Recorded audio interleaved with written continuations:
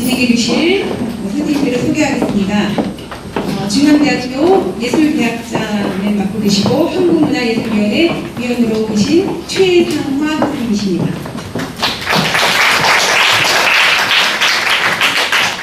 서울대학교 미학과민 국악과 한예종 전통예술원 강사로 계시는 김세중 선생님이십니다. 오늘 주제를 발표하신 장우형 선생님이십니다.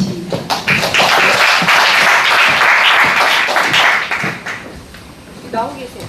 민경배, 그러면 자리에 계신 유도원 선생님이십니다.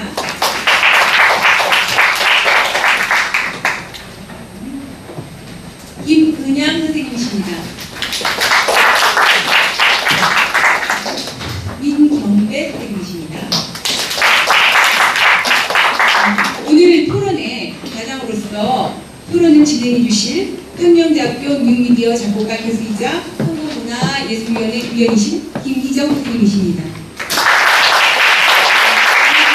마이크를 김희정 선생님께 맡기고 여러분들 토론에 또한 적극적으로 응해주시기를 부탁드립니다.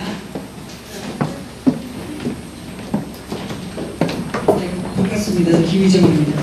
지금 먼저 저 여태까지 온라인 시장 계속해서 우리 마케팅 홍보 이런 얘기 오고 갔는데요. 저 카메라 들어주시고 사진 좀 찍어주세요. 저희 페이스북하고 트위터로 좀 일단 먼저 제가 시행하는 거 한번 해보겠습니다. 제가 늘 믿는 거는 제가 한국문화예술위원회를 합니다. 그전에는 제가 작곡가 그룹에서 주로 활동을 했기 때문에 작곡가 어딜 가도 작곡가밖에 안 보였거든요. 또 대한민국에 참 작곡가가 많다 이렇게 생각을 했는데 막상 이 문화예술 전반에 뛰어들어서 보니까 작곡가 그룹이 굉장히 사이즈가 좀 작더라고요. 규모가 작아서 저희가 물량으로 진짜 폭탄으로 부어되지 않으면 사실은 지금 홍보하고 마케팅에서 일단 저희가 승리를 할 수 있는가 이런 의심을 갖고 있습니다. 그러니까 여러분들 기회 나실 때마다 그냥 사진 부끄러워하지 말고 찍어주세요. 찍고 실시간으로 페이스북 올리고 계속 공유해서 돌리시고 그러면 언젠가는 저희 가만히 있어도 그냥 바로 이 나라에 살아있는 작곡가가 있고 아직도 이 음악이 작곡되고 있구나 이런 것을 알게 되지 않겠는가 그런 생각을 바람에서 사진 찍어주시자 웃어주시고요. 여기 선생님. 자, 장시간 동안 저희 지금 토론을 했는데 오늘 그 김재동 선생님하고 최상화 교수님 또 두 분 저희가 특별히 이 포럼이 굉장히 특별하게 마련된 자리고 저희가 이런 자리를 꼭 한번 만들어서 저희가 이 얘기를 그러니까 이슈화 시키는 것이 중요하다고 얘기를 했는데 제가 조금 안타까운 게 이제 글로벌 홍보 및 유통이다 글로벌자가 좀 들어가니까 오늘 국악 작곡하시는 분들 조금 이 참여가 좀 약간 저조하신 것 같아요. 그래서 저희가 사실 다양한 얘기를 좀 이렇게 포괄적으로 얘기하는 것이 중요하겠다. 다른 다양하신 분들이 참여하시는 것이 중요하겠다. 그래서 특별히 우리 최상화 위원님께서는 한국문화예술위원회에서 국악 분야를 담당하시는 위원님이시고요. 그리고 김세종 선생님은 양쪽 어디든지 오가시는 그런 분이십니다. 먼저 최상화 교수님 제가 오늘 전체 토론 그러니까 발제 내용이죠. 발표 내용에 대해서 질의와 응답 순서로 가겠고요. 그리고 저희가 시간이 지금 한 25분 정도 내로 끝을 내려고 하고 있기 때문에 15분 내로 질의응답하고 순서 최상화 위원님 먼저 하시고 그다음에 발표하신 분들 중에서 그 해당 문제에 대해서 답변해 주시면 되겠고요. 그다음에 김세중 선생님께서 또 질문하시고 그리고 답변하시고 그 다음에는 청중들에게 마이크를 제가 넘기겠습니다. 그래서 여러분들 중에서 Q&A 세션 한 10분 정도 그 정도 자유토론으로 그냥 진행해 주시고 그리고 회를 다시 임동남 교수님께서 하는 걸로 마치도록 하겠습니다. 감사합니다. 네, 소리와는 최상화입니다. 이 포럼을 갖는 이유는 아마도 우리가 남의 작곡되어 있는 창작들을 우리가 그냥 늘 받아서 연구하는 게 아니라 세계 보편적이고 한국적 특성이 있는 한국적인 어떤 곡을 만들어서 우리가 마케팅해보자 그런 취지라고 생각을 합니다. 제가 7년 전쯤에 5년 전쯤이네요. 오늘 공대 다니는 학생 4학년을 만났습니다. 친구가 저한테 곡을 하나 보여줬어요. 그런데 비디로 만든 곡이었어요. 비디로. 본인이 비디로 이렇게 작업을 해서 만든 교향곡 같은 형태로 약 15분짜리였습니다. 저는 그것을 듣고 그 집을 불렀습니다. 작곡 공부한 적입니다. 그 다음에 뭐 여러 가지 불렀더니 전혀 공돌이 외에 한 것이 없다고 하면서 그 곡을 15분짜리 썼는데 제가 물었습니다. 얼마나 걸리냐는데 한 20일 정도 썼다고. 저는 평생 써도 안 되는 곡을 그 친구는 간단하게 쓸 수 있고 아주 쉽고 뭐든지 모방할 수 있고 그래서 왜 그런 음악을 하지 왜 공부에 간다는데 음악한 본이 안 될 것 같아서 그렇게 얘기했습니다. 그 후로 저는 곡소리를 끝냈습니다. 지금 이걸 가르치기만 하고 있습니다. 저는 최소한도 한국에서 재능있는 작곡가들이 나와야 된다고 생각합니다. 왜 저 같은 대학교들만 그 자리를 차지하고 아창제 하면 대학 교수님들만 공부하고 죄송합니다. 아까 우리 작곡가 협회도 보면 교수님들 포함한 그들만의 어떤 홈페이지 같은 느낌이 듭니다. 그래서 그건 저도 같이 감상하고 있고요. 특히나 저도 마찬가지인데 젊은 작곡가나 유명치 않은 제도권, 이를테면 대학이나 다른 제도권에서 키워주지 않은 유명한 작곡, 좋은 곡들이 있다고 생각합니다. 그것들을 어떻게 살려내야 되는데 문제는 그 사람들이 악곡, 문자로만 가지고 있는 거예요. 뭐 공연할 기회가 없으니까 실현자를 통해서 실제 음악, 뮤지컬 사운드를 만들어 본 적이 없는 거죠. 이게 아주 중요하다고 생각합니다. 그래서 윤동 선생님께 제가 이제 질문을 드려요. 우리 작곡협회에서 좋은 홈페이지에 여러 가지 쌍방향 해서 참여하고 또 할 수 있는데 거기에 작곡가들과 실현자를 좀 연결해서 쌍방향 서로 실현자들은 곡을 갖고 작곡가는 그걸 통해서 자기가 문자로 남아있던 악보로 남아있던 것을 음악으로 바꾸는 이 기회가 아주 중요하다고 생각해서 그거에 대해서는 좀 어떻게 진행하실 겁니다. 여쭙고요. 또한 여쭙겠습니다. 김은영 교수님께 유럽에서 상업음악, 그러니까 우리 여기는 대중음악인데 클래식 음악을 나누어서 지원한다고 했어요. 그래서 구분해서 지원한다는 게 참 재미있다. 저희도 그래 봐야 된다 생각하는데 저는 대중음악과 뭐 국악과 클래식과 성수음악 잘 구분을 못하고 있어서 아직도 그래서 유럽에서 그 나눠서 주는 최소한의 기준이 있지 않을까. 그래서 그거에 대해서 여쭈면서 아울러 그 한국 지원의 방법은 아까 말씀하시다가 굉장히 많이 준비하셨는데 우리가 진짜 드려야 될 건 못 듣고 그랬습니다. 그래서 그것까지 말씀해 주시면 하는 겁니다.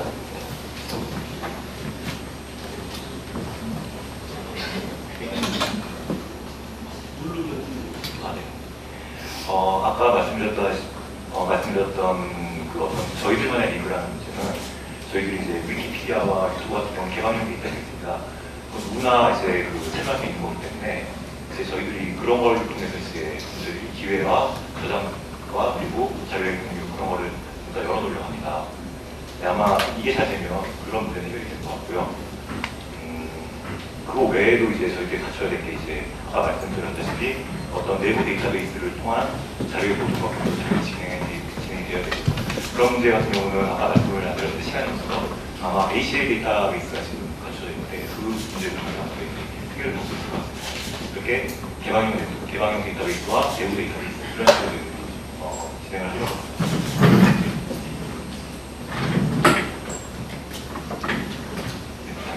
예, 항상 작곡 관련해서는 답이 시원치가 않아요. 저 그 정도면 되고요. 저 김동욱 교수님. 네, 답변하겠습니다. 지금 교수님께서 두 가지 질문을 해주셨는데요. 첫 번째는 유럽에서 상업음악이랑 클래식 음악을 나누어서 지원하는 방식에 대한 기준을 말씀하셨고요. 거기에 대한 답변으로는 먼저 그 상업음악의 경우에는 유통 경로라든가 상품화시키는 방법의 차이에 따라서 아마도 이 클래식 음악과 상업음악을 나눌 수밖에 없는데요.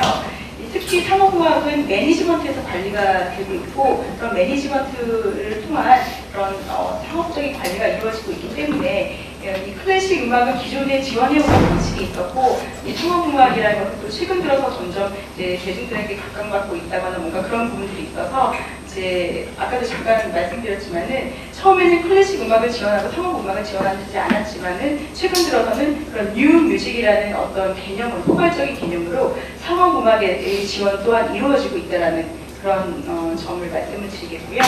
그다음에 아까 제가 이야기하다가 시간 제약으로 잘렸던 부분에 대해서 좀 말씀을 드리겠습니다. 저희가 제안하는 것은 4가지 방법에 따른 분류로 제가 말씀드리겠습니다. 첫 번째는 그 교육적인 부분인데요. 여러분들 앞서 설명에서 들으셨던 바와 같이 그 유럽의 특징 중에 하나는 교육에 있었습니다. 그래서 그런 부분, 또 특히 미국에서도요, 그런 교육적인 부분들에 점차 그런 강조가, 중점적인 지원이 이루어지고 있는데요. 그런 교육을 통한 각 음악 전공의 효율적인 연계성으로 서로의 기술과 예술성, 그리고 기능이 함께 존재함을 인지할 수 있도록 하기 위해서 음악대학이나 고등학교 학생들의 조기 교육과 더불어서 미래 음악계의 건전한 관계와 아이디어가 육성할 수 있도록 그런 다양한 프로그램들을 개발하는 것인데요.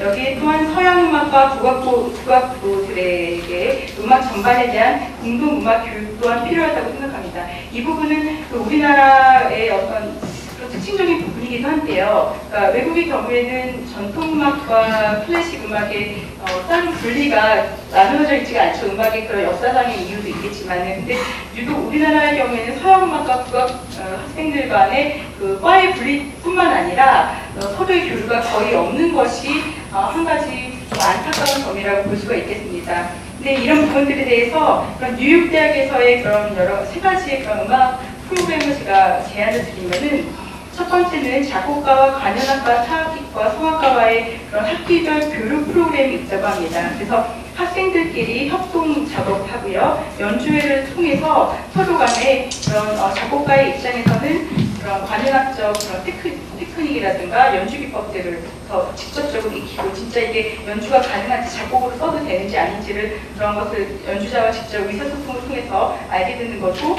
또 연주자 학생의 입장에서는 새로운 현대 음악을 어떻게 연주해야 되는지 돌아가신 작곡가가 아니라 현존하는, 그것도 자기 또래 작곡가를 통해서 그러한 기법들을 직접 터득하고, 그리고 또한 본인이 생각하고 있는 연주자적인 아이디어를 작곡가에게 제안해줌으로 인해서 조금 더 그런 음악적인 퀄리티라든가 아니면 아이디어 부분, 그리고 시대상을 반영하는 어떤 젊은이들의 아이디어 같은 것들이 거기에 반영될 수 있지 않을까 하는 그런 부분들이 있고요. 그 다음에 또 하나는 아티스트 인 레지던스 프로그램이 있는데요. 그 아티스트 인 레지던스 프로그램 같은 경우는 굉장히 유명한 연주단과의 교류 프로그램이라고 합니다. 그래서 실제 유명한 스트링 쿼텟이나 퀸텟과 같은 앙상블 팀이 뉴욕대학으로 직접 옵니다. 그래서 그들과 함께 학생들이 협동 작업을 하게 되는, 같이 자신의 작품에 대해서 코멘트를 받게 됩니다. 그래서 연주자들이 며칠 동안 그 학생이 지원한 학생, 꼽힌 학생의 작품을 연주를 하면서 연주가 끝난 후에는 이 작품을 우리 단체가 연주해보니까 이 부분에서는 무리가 있고 또는 이 부분은 굉장히 좋았는데 조금 더 발전했으면 좋았겠고 라는 그런 아주 구체적인 그런 커멘트를 해줍니다. 그래서 그 학생은 그 프로그램이 끝난 다음에는 그런 커멘트를 보완해서 좀 더 완성도 있는 그런 작품을 만들게 되는 것이고요. 세 번째로는 작곡가와 뮤직 비즈니스, 또 뮤직 테크놀로지 프로그램과의 교류로 녹음 작업이나 CD 판매 유통, 인턴십의 기회를 제공함으로 인해서 학생들이 졸업을 해야지 누군가가 뭔가를 이끌어줘서 되고 이런 게 아니라 이미 학생 때부터, 그것도 1학년 학생인데도 셀프 프로모션을 할 수 있는 모든 준비를 갖게 됩니다. 본인이 작곡을 써서 그 연주가 프로그램 안에서, 그러니까 연계된 수업 안에서의 이미 연주가 가능했고, 또 그것을 뮤직 테크놀로지 학생이 녹음을 해줌으로 인해서 포트폴리오도 만들어지는데, 그냥 녹음해주고 끝나는 게 아니라 녹음하는 기술을 직접 다 전수한다라는 거죠. 그래서 그 다음에 세컨 녹음을 할 때는 본인이 그것들을 스스로 다 할 수 있게끔, 그래서 자신의 포트폴리오를 직접 만들고 프로모트하는 것까지도 다 배우게 된다는 점. 이런 이제 교육적인 면에 있어서는 이런 부분들을 제안을 드릴 수가 있겠고요. 그다음에 두 번째로는 한국 내에서 음악단체의 자체평가라는 부분에 있어서 셀프 이밸류에이션 시스템을 도입할 필요가 있다. 첫 번째로는 각 음악 단체들의 자체 평가 방식의 도입으로 인해서 행정적이고 재정적으로 안정된 시스템을 구축할 필요가 있다는 것입니다. 이것은 서양 음악뿐만 아니라 한국 음악에도 해당되는 부분이고요. 정부 지원에만 의존하지 않고 자립단체로서의 방법을 모색해야 한다는 점입니다. 여러 가지 다채로운 프로그램과 그다음에 펀드레이징, 그다음에 타겟 어디언스를 분석을 해서 그러니까 우리 단체에서 원하는 어떤 그 관객층 아니면은 그 청중층을 어떤 20대냐 30대냐 40대냐 이런 구체적인 또는 20대인데 학생이냐 아니면 누구냐 이런 구체적인 타겟팅과 분석을 해가지고 거기에 맞는 그런 프로그램을 만들어야 된다는 것이고요. 그다음에 세 번째로는 현재 소유하고 있고 그리고 각 단체들이 가지고 있는 인적, 물적 자원들을 바탕으로 변화와 발전을 시킨 그런 프로그램들의 개발이 우선이다라는 겁니다. 항상 무슨 일이 있을 때마다 우리 단체의 퀄리티라든가 단체가 받아들일 수 있는 그런 것들을 생각하지 않고 무조건 다른 단체에서 해서 성공을 했다 하더라. 그러면은 우리 단체도 한번 해보자. 아니면은 어떤 음악기가 요즘 대세라더라. 그러면 우리 단체도 그런 스타일로 한번 해보자. 하면서 그렇게 또 따라가면서 아류작들이 계속해서 생겨나면서 이미 선발대로 나갔었던 단체까지도 다 같이 그냥 몰락해버리는 그런 경우들이 많이 있는데요. 네. 마무리 부탁드립니다. 네. 지금 많아서 죄송합니다.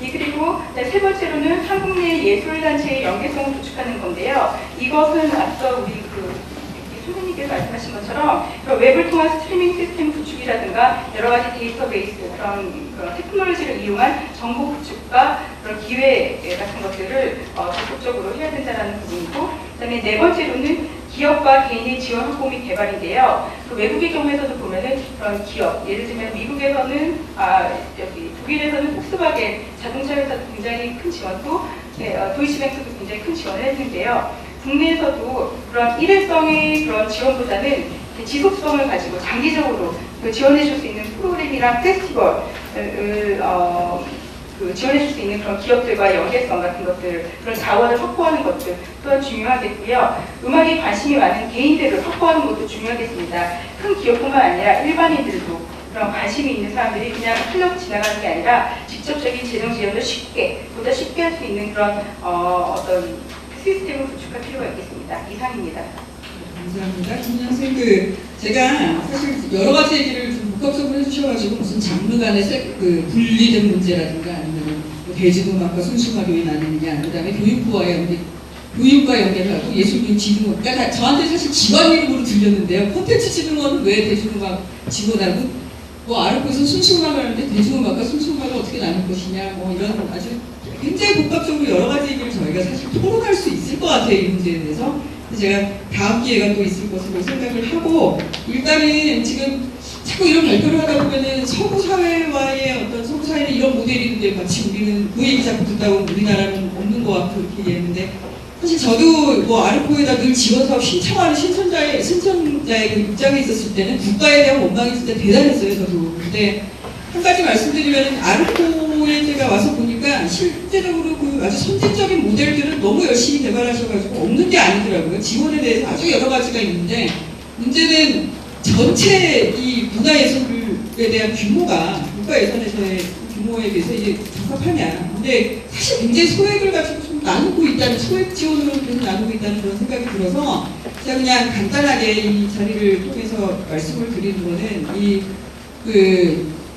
서구 사회라고 무조건 좋은 것은 아니고 그 시스템들을 우리가 또 아답트를 한 것이 아닙니다. 실제적으로 저희가 많이 실행을 하려고 여러 가지 기관 단체가 움직이고 있는데, 기관 단체들끼리 무슨 커뮤니케이션이 좀 부족하다거나 아니면 그게 공개적으로 홍보가 덜 됐다거나 이런 문제들이 있는 것 같아요. 그래서 너무 패배주의적으로 오늘 이제 세미나 지나고 나서 받아들일 것은 아니다. 그런 면으로 제가 말씀을 잠깐 드리고 싶습니다. 좌장이 너무 말이 많죠?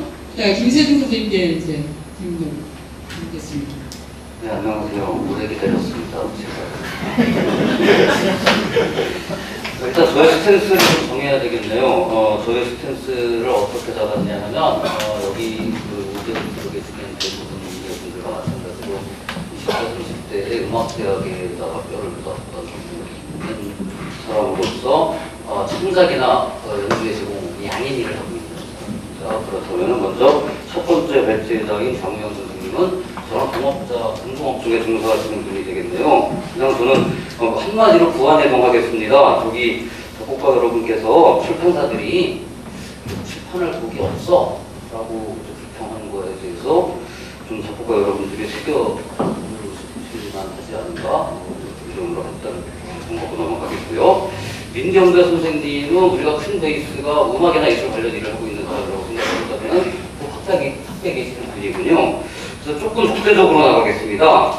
민경배 선생님께서 저희에게 해준 어드바이스가 그래서 물론 이제 남의 동네 경우이기는 하지만 이렇게 하는 홍보 아이디어가 있다고 좋은 말씀 주셨고 아까 우리 이봉남 선생님 같은 경우는 술이라는 말에 이제 하셨는데 근본적으로 우리 작곡가들이 지금 내놓고 있는 물건이라는 것이 그냥 우연히 탁 걸리고 이거 재밌는데 하면서 살까? 예를 들어서 3,000원짜리 티셔츠 아무 데나 사면 되는 거 그런 종류는 아니고 주관적으로는 5천만 원짜리 자동차일 수도 있고 아무리 양보를 하더라도 한 100만 원짜리 수트 정도는 되는 거라서 주관적으로 만드시는 분들이 생각하기에 그냥 어떻게 발에 팔린다고 해가지고 어떻게 사고 그러니까 트위터를 열심히 하고 페이스북 열심히 하고 SNS 열심히 하면은 일단 저기 구매로까지 연결되는 그렇게 해서 무사히 바닥까지 새끼 거북이가 바닥까지 갈 기름을 제공해주는 이런 종류의 물건은 아니라는 점에서 일단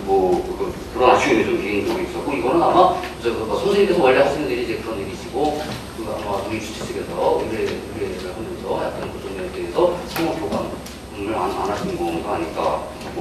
유두원 선생님은 작곡가시면서 얼핏 보면은 작협의 입장을 대변하시는 자리라고 오인받으셔도 할 말이 없으시겠고 직함상. 그 다음에 김은양 선생님은 작협의 의뢰를 받고 연구비를 받아서 하신 일, 그러니까 작협이랑 관계되어 연구비를 받고 하신 일을 내놨으니까 우리 이제 우리 음악 동네 안쪽에서 본다면 저하고는 다른 종류의 일을 하시는 분들이네요. 그래서 살짝 적대적인 척 하면서 결국은 화살을 작협으로 돌리는 마무리 발언을 하겠습니다. 유두원 선생님 말씀 중에서 일단 국회 전설도서관과 히스를 브리티시 대형이 아니고 약간 영국 도서관이죠. 우리가 지들을 대형이라고 부를 이유는 없으니까 영국 도서관의 뮤직 온라인하고 비교를 하셨는데 일단 영국 도서관 뮤직 온라인 좋은데요. 국회 도서관하고 히스는 1차적으로 문헌자료 서비스를 하면 되기 때문에 저 같은 사람들은 굉장히 만족스럽게 허브로서 기능을 잘하고 있고요. 그래서 이 사람들이 아직 뮤직 쪽으로도 필요한 서비스를 못한다고 가벼운 질타 정도를 할 수 있어도 브리티시하고 이렇게 비교를 하면서 히스하고 국회전자도서관을 좀 별건가나 저처럼 잘 쓰고 있는 사람한테는 약간 섭섭했는데요. 여기에서 일단 문제는 허브 기능을 하고 있는 게 아니라 허브 기능을 제대로 하려면 어디선가 원시 데이터베이스가 있어야 되지 않겠어요? 예를 들어서 다시 아는 게 이분하니까 만약에 내가 이분하 선생님의 어디 가가지고 내가 어디든지 들어가서 알려주시면 이분하 선생님의 작품 총 목록과 하다못해 손으로 부족된 아티스트라도 한꺼번에 쫙 정리가 돼 있는 데가 있나요? 그렇죠. 저는 이제 일단 그 2차적 책임이, 궁극적으로는 1차적 책임이 도서관에 있는 것 같지는 않네요.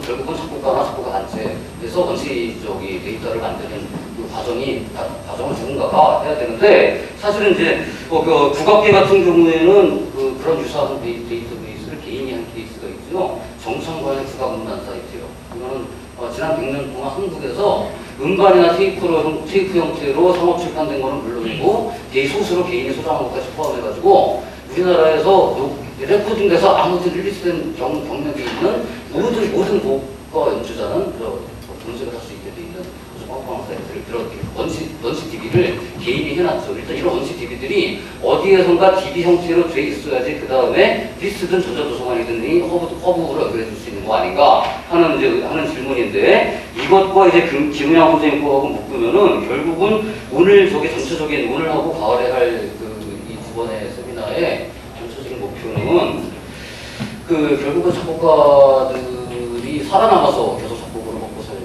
위해서 젊을 때 어떻게 안 말라 죽고 살게 해주겠냐 하는 점에서 마지막에 김은양 선생님이 이제 여러 나라 비교해 주신 게 의미가 있는데, 결국은 지원의 수령자가 누가 될 것인가에 대해서 아까 최성화 선생님께서 수출만 받아먹냐, 하나 더 하죠. 저기 이미 빵빵한 단체의 레지던스 작곡하고 있는 아주 극소수 공룡들, 결국은 부익부 비익부 현상이 나타나는 거 아닌가? 부분을 제가 말씀드리려는 건 아니고, 그러니까 누가 손느냐는 이제 협회에서 판단을 하시고, 결국은 누가 돈을 내느냐 하는 게 문제인데, 돈을 내야 될, 결국은 그 돈을 내야 될 주체는 결국은 하나는 국가및 지자체 같은 가버먼트 섹션이 있겠고, 또 하나는 NGO나 기업과 같은 비가버먼트 섹션이 있겠지요. 그럼 이런 사람들에게 그 돈을, 주머니를 열어서 돈을 열게 하는데, 그 작곡 같은 이런 이익단체 역할을 무엇이 해야 되거든요. 그러니까 유 선생님하고, 유 선생님은 지금 데이터베이스 허브 기능을 말씀하셨고, 김민아 선생님은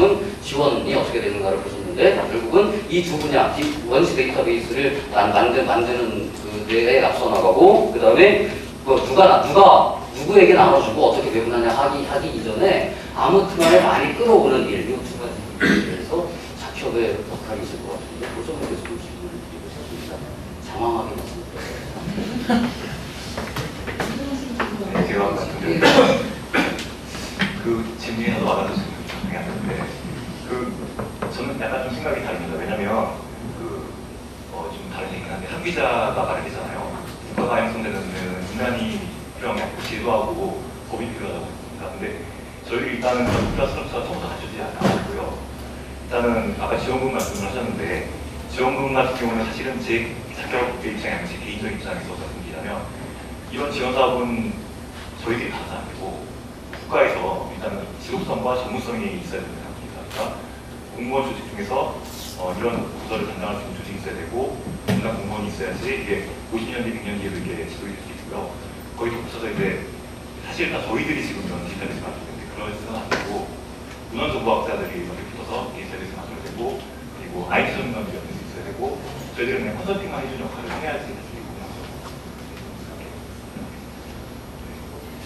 얘기를 계속 가면 지금 끝이 안 날 것 같습니다. 일단 이런 어떤 전반적인 이슈에 대해서 청중분들께서 제가 마이크를 넘기겠습니다. 이쪽에서 무선 마이크 제가 맨 뒤쪽에 이동훈 교수님께서 전해주세요.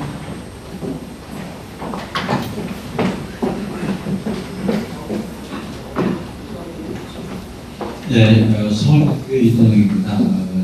이전에 그 아시아 작곡가연맹 회장을 했었고, 한국작곡가협회 우리 황성호 선생님 이전 이사장을 했습니다. 그동안 제가 일을 너무 못해가지고 여러분들한테 야단을 맞는 것 같습니다.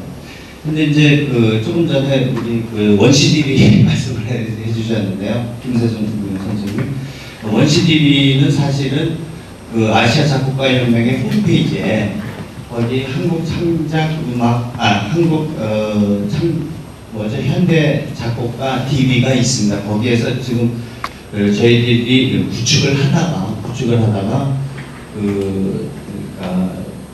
여력이 없어가지고 저희가 완성은 못했는데 지금 한 20여 명의 이 작곡가들의 MP3 파일하고 그 다음에 스코어 파일 이런 것들이 거기 다 들어가 있습니다. 거기서 이렇게 다운로드를 받을 수가 있어요. 거기 올라가 있는 것만 그것을 물론 저희 작곡가들한테 이야기를 이제 해서 올려라 하는데 작곡가들이 뭐라고 이제 얘기를 하느냐면은 우리의 저작권은 어떻게 되느냐.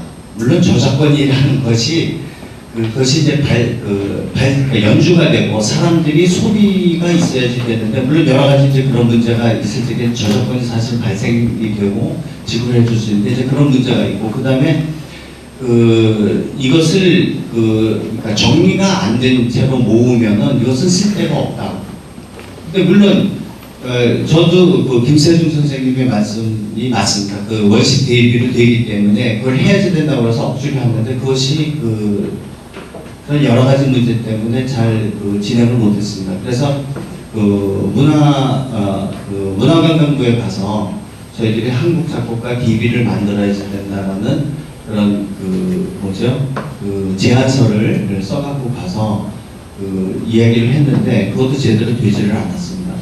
근데 이제 문제는 여기에서 이제 그런 것보다도 우리 장우영 선생님께서 말씀을 해주셨는데 그 말씀 다 맞습니다. 근데 실제로 우리가 노력을 하는 것이 굉장히 많습니다.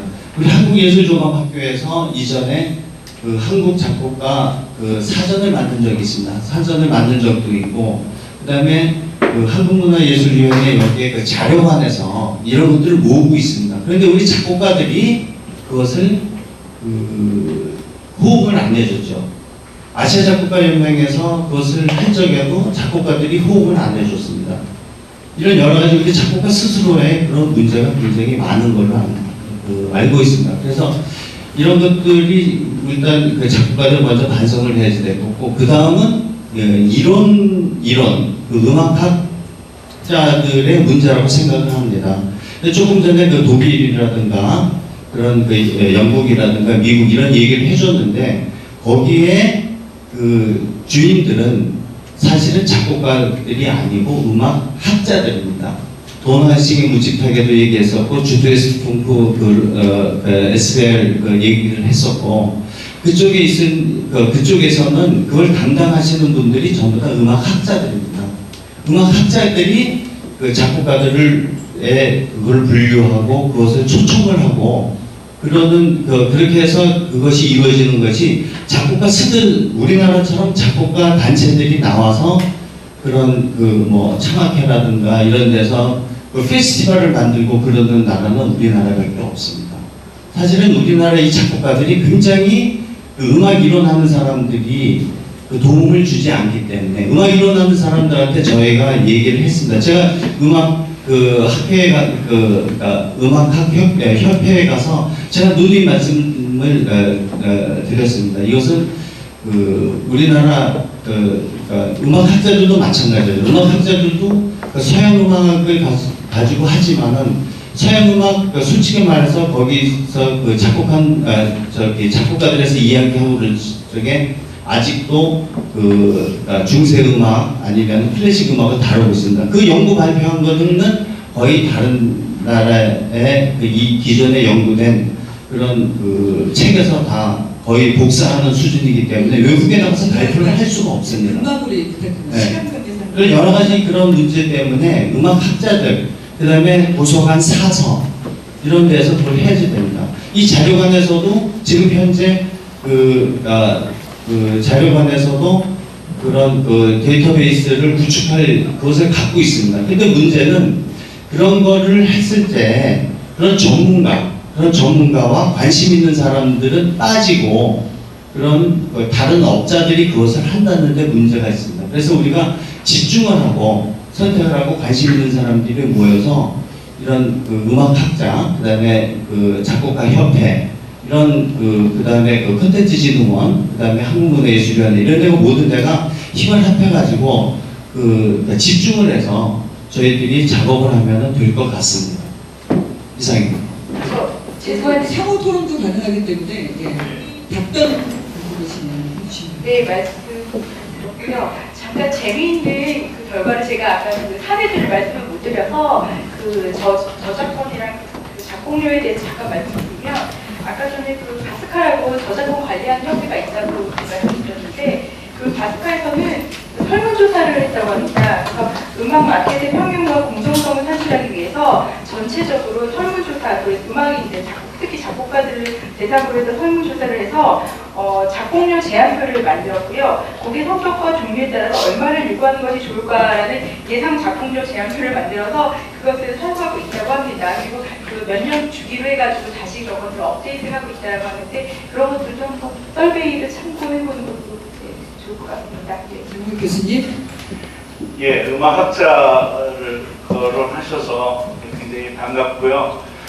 저희가 그렇게 전폭적인 일을 못했다는 것도 사실입니다. 그렇지만 아까 한국 작곡가 사전을 말씀하셨는데, 한국 작곡가 사전 한예종에서 나온 책에 국내 작곡가가 601명이 수록되어 있고요. 그 다음에 이북에 있는 작곡가, 북한, 그러니까 그 조선족 작곡가, 러시아에 있는 한국 작곡가, 또 해외에 있는 작곡가 합해서 233명이 올라와 있습니다. 전체 다 합하면 834명이 작곡가 사전에 올라와 있는데요. 바로 그 834명에 대한 데이터베이스를 만들겠다는 것이 RISM의 목표입니다. 그러니까 한마디로 작곡가 사전에 올라올 만큼 어느 정도의 저희가 이제 물론 나중에 세월이 지나서 더 많은 사람을 뭐 데이터베이스에 올릴 수 있겠지만 일단 목표를 그렇게 잡아서 꼭 대학교 교수나 뭐 이런 사람들이 아니더라도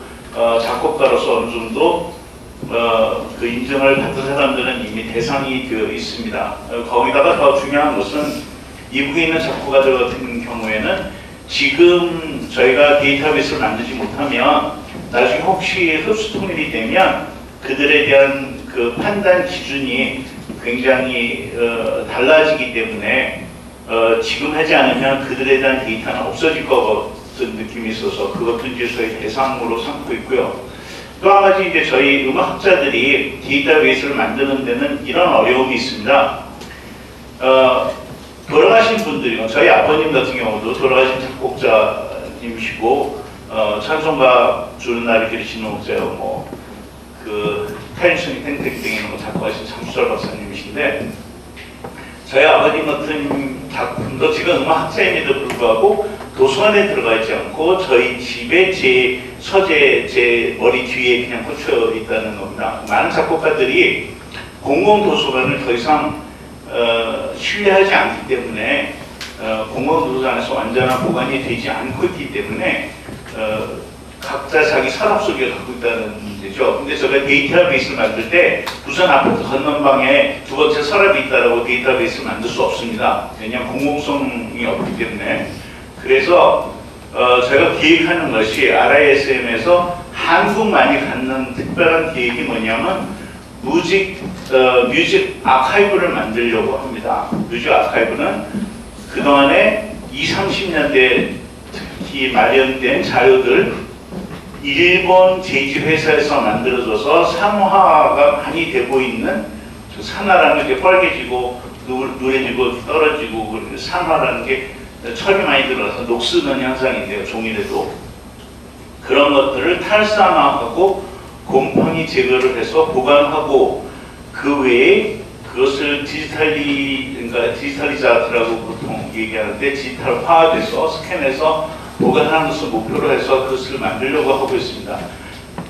그 한 가지 어려운 점은 저희가 혹시 디지털 라이브러리를 만들어도 굉장히 큰 문제가 되는 게 아까 MP3 뭐 얘기하고 아시아 작곡가 연맹 얘기하셨는데 사실 저희가 운영하는 그 인터넷의 상당 부분은 지금 불법으로 운영되고 있는 건데요. 저작권에서 봐도 그렇고 현행법상으로 봐도 그렇습니다. 우리나라 도서관법이 1일 자료 1일 배출의 원칙을 고수하고 있습니다.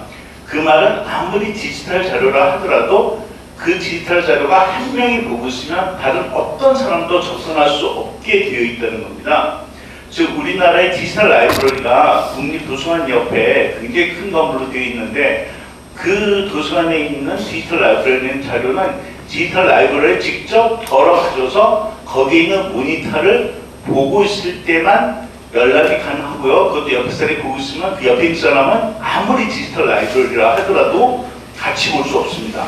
그 말은 뭐냐면 외국에서 우리나라 데이터를 보는 것은 완전히 불법이 되는 겁니다. 왜냐하면 외국은 저희가 컨트롤할 수 없는 접속을 컨트롤할 수 없기 때문에 그것을 하나의 접속으로 제한할 수 없습니다. 그래서 지금 저희 같은 그런 그 저작권법이나 도서관법이나 혹은 이제 정보 교류에 관한 법이나 이런 모든 것들이 합해져서 좋은 방향으로 고쳐져야지만 제가 하고 있는 일도 성공하게 되리라고 생각합니다.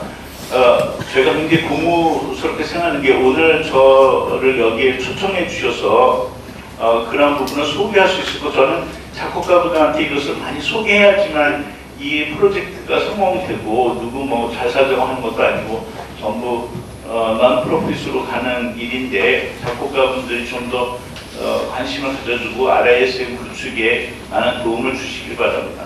이상입니다. 얘기 듣다 보니까 각자 입장에서 다들 열심히 무언가를 하고 있었는데 소통이 좀 부족했던 부분들도 좀 있는 것 같습니다. 지금 시간이 거의 이제 사실 30분이 이미 오버가 됐기 때문에요. 혹시 질문이나 다른 논의 자료가 없으시면은 폐회로 옮기도록 하겠습니다. 그리고 예. 그러니까 임 교수님한테 가장 외부에서 오신 교수님. 네? 네네. 제가 아마 저한테 질문은 안 올 것 같아가지고 외부인으로서 오늘 잠깐 뭐 이야기 들으면서 제가 지금 나온 말씀들 중에 좀 감을 잡고 몇 가지 조언이라고 하면 모르겠는데 드리고 싶은 말씀 짧게 드리겠습니다. 일단 유일하게 외부인으로 와서 좀 따뜻하게 대해주시죠. 공격적으로 하시겠다고 그래가지고 말씀해주셔가지고 당황스러웠고요. 제가 오늘 이렇게 쭉 말씀 이렇게 나누시는 얘기를 들으면서 받은 감이 음악계에서는 여전히 상당히 이렇게 성을 쌓는 방향으로 이 과제들을 생각을 하고 계시는 게 아닌가 하는 인상을 받았습니다. 온라인 쪽에서 뭐 여러 영역에서 활동하는 사람들에게 상당히 금원처럼 내려오는 아주 유명한 말이 있는데요. 이게 뭐 국자는 징기스칸 장면이라고 하고 몽골 무슨 장군이라고 얘기를 하는데 성을 쌓는 자는 망하고 성을 열고 달리는 자는 흥하리라 뭐 이런 말이 있다고 해요.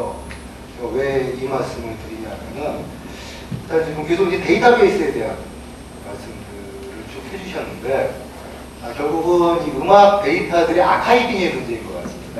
아카이빙을 해가지고 아카이브 구축을 해서 이거를 잘 보급하자 혹은 잘 정리하자라는 그런 말씀이신데 아카이빙에는 크게 두 가지 그 전략 방향이 있습니다. 온라인에서. 첫째가 지금 쭉 말씀하신 데이터베이스를 구축하는 것이고 또 다른 전략은 플랫폼을 구축하는 전략입니다. 어떻게 다르냐면 데이터베이스를 구축한다는 것은 탑다운 방식으로 성을 쌓는 겁니다. 한마디로. 그러니까 어떤 허브가 되는 조직이 만들어지고 그 조직에서 데이터를 모으고 그거를 잘 체계적으로 정렬을 해서 쌓아놓고 그리고 외부의 사람들이 여기 들어와서 감상하세요. 혹은 뭐 열람하세요. 이런 전략이 데이터베이스 전략이고요. 플랫폼 전략이라고 하는 게 대표적인 게 아까도 뭐 말씀들 많이 나오셨습니다만 유튜브가 대표적인 플랫폼이죠. 그건 그냥 마치 그 장터에 멍석 하나 깔아두듯이 어떠한 성격 규정도 돼 있지 않고 판만 깔아주는 겁니다. 판을 깔아주면은 거기에 사람들이 와서 데이터들을 올려놓는 거죠. 그러면서 자동적으로 데이터들이 쌓이게 만드는 것이고 운영자가 하는 일들은 그 쌓여진 데이터들을 잘 관리하고 그것들이 상당 부분의 볼륨으로 쌓이면은 그것을 보기 좋게 정리를 하는 이제 이런 방식인데 사실 지금 온라인상에서 어떤 성공적인 뭐 아카이빙이나 프로모션이나 보면은 상당 부분은 대부분은 플랫폼 전략 성공을 거든요. 한국 같은 경우는 사실은 애초에 IT의 발전 자체가 관주도형으로 이렇게 이루어지다 보니까 관주도적인 데이터베이스 전략이 많이 이렇게 유행이 되고 있고 그러다 보니까 많은 분들이 어떤 디지털 데이터를 모은다라고 하면은 자동적으로 DB를 구축하는 쪽으로 많이 생각을 해요.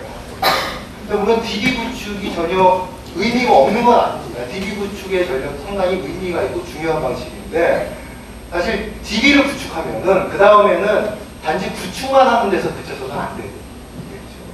그러면은 이 구축된 DB가 개방이 되고 다른 사람들에 의해서 변형이 되고 활용이 될 수 있는 이런 방식으로까지 경로를 터줘야 되는데 그러다 보면 분명히 아까도 이렇게 얘기가 나왔습니다만은 저작권 이슈가 걸립니다. 그리고 특히나 창작자분들에게는 상당히 민감한 문제가 되죠. 아까 이재선 선생님 말씀처럼 수천만, 수억 원의 사람 가치가 있는 이런 것들은 아무나 이렇게 쓰게 할 수는 없지 않느냐라는 그런 우려는 계시리라고 보는데 아까 선생님께서 그 국립도서관의 디지털 라이브러리 말씀하시면서 그게 얼마나 모순된 방식으로 운영되고 있는 데 대해서 잘 지적을 해주셨는데, 저는 사실 또 그 말씀을 드리면서 한편으로는 뭐라 그럴까 약간의 그 찹찹한 기분을 느낀 게, 2000년대 중반에 그 국립도서관에서 디지털 라이브러리 구축 사업을 처음에 계획을 하고 할 때 저도 거기 뭐 이렇게 자문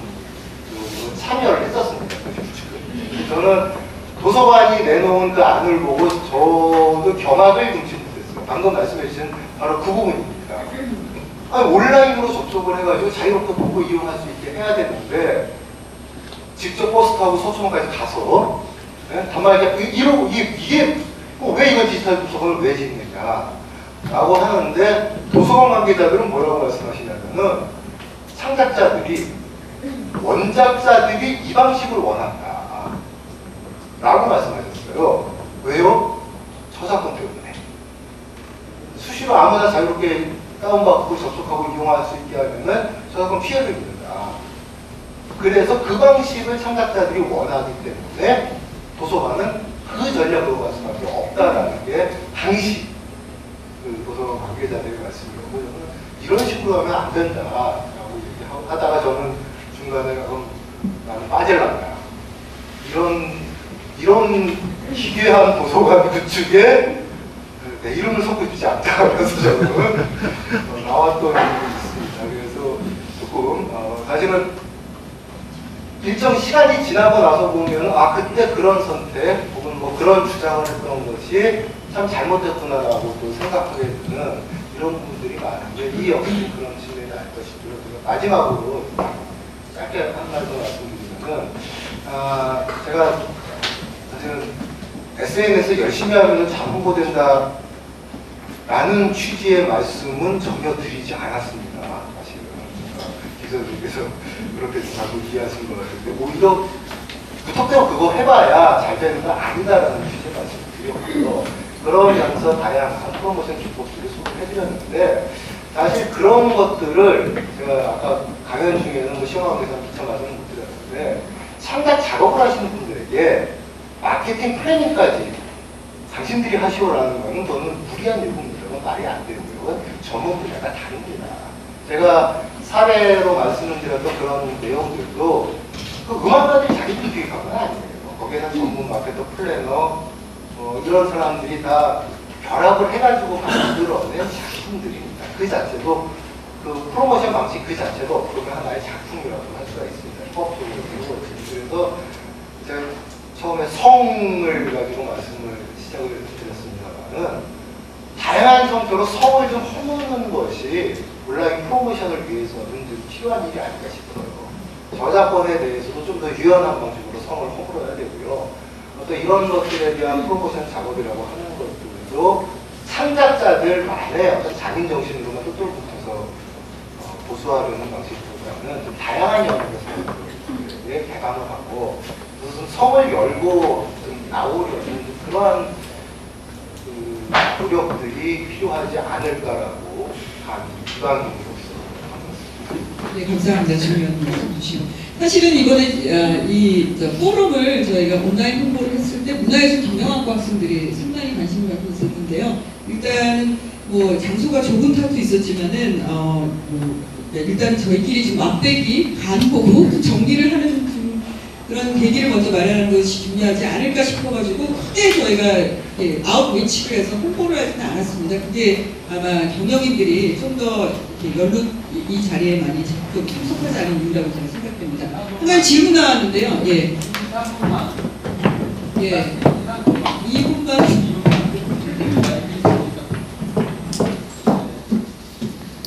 선생님 말씀 들으니까 말 안 하려고 했는데 말씀 듣고 보니까 우리나라 작곡계에 도움이 될까 해서 말씀 드리려고. 저는 시를 쓰는 방송문입니다. 2001년에 안식연금년을 맞아가지고 연변대학에 개원교수 가 있었습니다. 근데 거기서 그 이상학 시인이 작사를 12명이 하고 5일간 주정부에 돈 타다가 연자 산장에서 작사하는데 저를 피어넣어줘가지고 작사를 했어요. 4일 동안 6곡을 작사를 했습니다. 그 다음에 작곡가들이 이제 5일 동안 작곡을 합니다. 작곡 마치면 다음에 5일 동안 또 가수에 와가지고 산장에서 노래 부릅니다. 제가 올 때 그 연변 이미 방송국에서 6곡을 만들어가지고 테이프를 가져왔죠. 그런데 제 곡 중에 잘될 생각이라고 하는 곡이 매일일가로 꼽혀가지고 하루에 아침 저녁 일주일 내내 21번 거기 나갔죠. 그래서 제가 이 말씀을 왜 드렸냐면 아까 대학 교수 얘기 나왔는데 한국에서 와서 4곡을 내가 대학 교수를 보고를 했는데 한 곡만 마음에 들고 나머지는 마음에 안 들어요. 연변에서는 제가 연변을 왜 일본에도 유학했는데 안 가고 왜 연기를 갔냐면 옛날에 갔을 때 그 음식물을 하는데 봉숭아, 채송아, 맨드라미 옛날 고향의 그 분이 그대로 했어가지고 거든요. 그러니까 여기는 사실은 옛날 향수 정도 사라지고 없지만 거기 고스란히 있어요. 고스란히. 그게 좋아가지고 있었거든요. 그래서 대학에 있었습니다만 대학 교수는 좋은 작품이 안 되죠. 강의해도 너무 써야 되니까. 그래서 그 김상현 총장께서 그 입학식 때 야성을 말씀했죠. 그러니까 시론과 시창작론이 있죠. 시론은 읽을수록 시가 안 써지죠. 시창작론을 써야죠. 그래서 그렇게 끝나겠어요. 이제 마지막으로 할 말이 많지만 간단히 끝내겠어요. 여러분 대학 교수들하고 대학 교수 아닌 야성이 있는 작곡가들하고 자주 모여서 작사하고 작곡하고 그러니 벌어져가지고 왜 아니고 어쩐지 느낀 그런 게 풍부해야 좋은 작품이 나오고 좋은 작품이 나와야 뭐 사실은 그 북한 쪽과도 연변 쪽과도 연변 작곡가들이 교류하면 북한 문제도 해결 정치문 안 된 것이 풀릴 수도 있고 여러 가지가 있어서 그런 것을 할 때 국가에서도 관심 있게 보고 도와주고 옹호할 거 아닙니까? 그래서 순수 쪽에서는 열심히 작곡하되 또 남북 문제라든지 여러 가지 국제적인 문제에서는 끝내겠습니다. 예, 감사합니다. 예, 다른 분들 의견 없으시면 그런 작품 중에서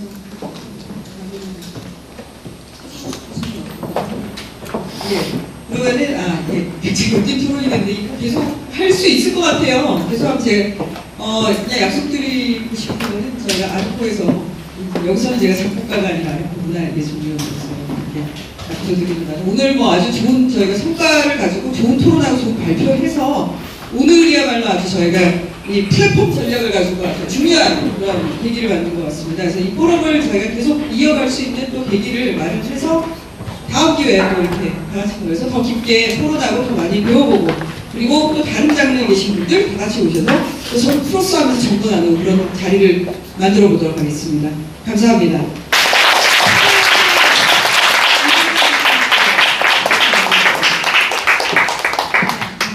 그럼 시간이 한 예전보다 다시 5분이나 지났는데 여러분들 끝까지 자리를 지켜주시고 오늘의 포럼에 참석해주신 여러분들 또 오늘 발표해주시고 토론해주신 토론자와 발표자 여러분들께 감사 인사를 드립니다. 그리고 지금 오늘은 그 첫 발걸음을 뗐는데요. 하반기 11월 8일에 도시 인천 포럼이 예정되어 있습니다. 2차 포럼에서는 저희들이 아까 말씀하신 마케팅 관계된 학생들도 저희가 홍보를 하고 더 많은 홍보를 해서 많은 관심 있는 분들께서 이 포럼에 참석하실 수 있도록 노력하겠습니다. 11월 8일입니다. 여러분 감사합니다.